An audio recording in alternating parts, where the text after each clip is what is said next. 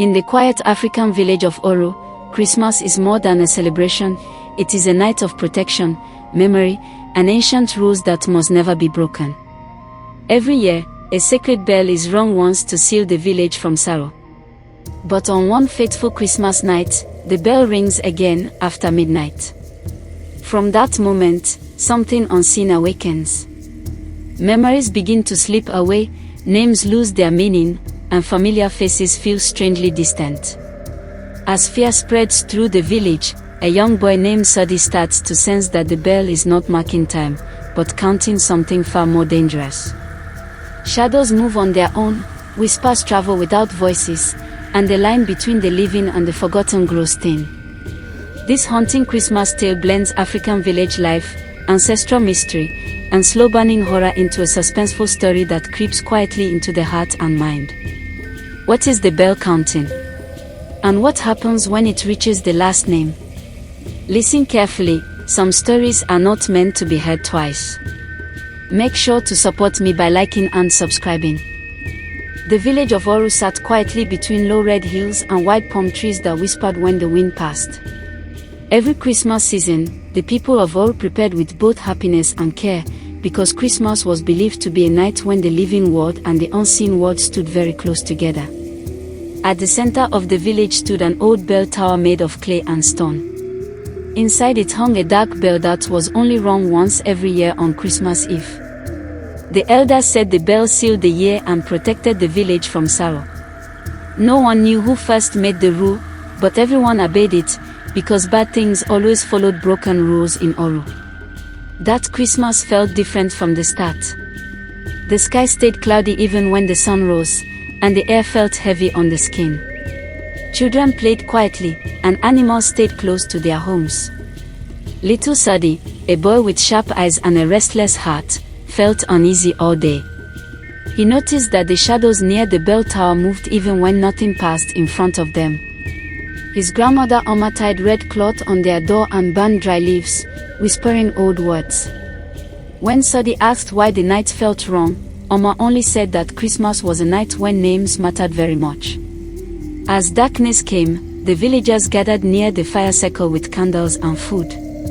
Soft songs filled the air, but the joy felt forced, like smiles held too long. Everyone kept looking toward the bell tower. Elder Tono, the keeper of the bell, sat quietly, waiting for the moon to reach the right place in the sky. He had rung the bell every Christmas for many years, and no one had ever questioned his timing. Children leaned against their mothers, and even grown men felt small. When the moon stood high and round, Tono rose without a word and climbed the tower steps slowly. The bell rang once. The sound was deep and slow, rolling through the village like warm water.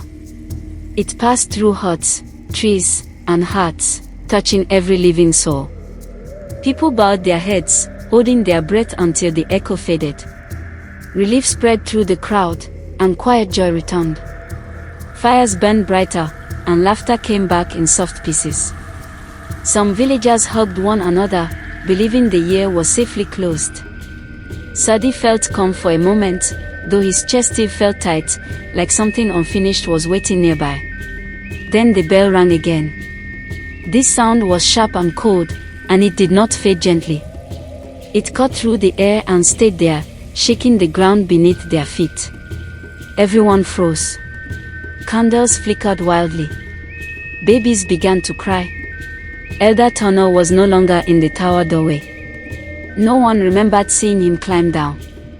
The bell stopped, but the silence that followed felt louder than the sound itself. Amma grabbed Sadi's hand tightly, and her fingers trembled. She whispered that the bell never rang twice, because the second ring did not mark time. Strange things began at once. A woman named Lina looked at her husband and suddenly could not remember his name.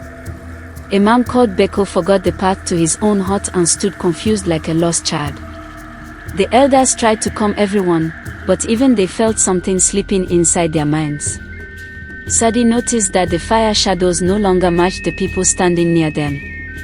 Some shadows moved when their owners did not. The bell tower stood silent, but it felt awake, watching, listening, counting something unseen. The next morning came late, as if the sun was unsure about rising. When people woke, the village felt smaller, emptier, though no one could say why. A child's mat lay unused, but no one remembered who slept there. Names felt loose, like leaves ready to fall. Amma told Sadi never to wander alone and never to answer if he heard his name called from behind. She said the second bell had started something old, something that took memory before it took life. By nightfall, whispers moved through Oru without mouths. Some villagers claimed they heard the bell ringing softly even though it stood still. Each quiet sound made hearts race. People began marking their doors with ash and tying cloth around their wrists to remind themselves who they were. Sadi tried to repeat his own name again and again so he would not forget it. He felt washed even inside his heart, as if something was slowly learning him. On the third night after Christmas, the bell rang again, even though no one touched it. This time the sound was slow and careful, like someone counting one thing at a time. After each ring, someone in the village forgot something important. A face. A voice. A promise. Fear spread like smoke, thick and choking. The elders gathered, knowing they had waited too long to act. Amma looked at Sadi with wet eyes and said the bell was not counting hours. That night, Sadi dreamed of the bell tower opening its mouth and speaking names that fell into darkness. When he woke, the air felt thinner, and the village felt quieter than ever before. He knew the bell was not done, and whatever it was counting had not reached its end. Somewhere in Oru, a name was already slipping away, and the bell was listening, waiting to ring again.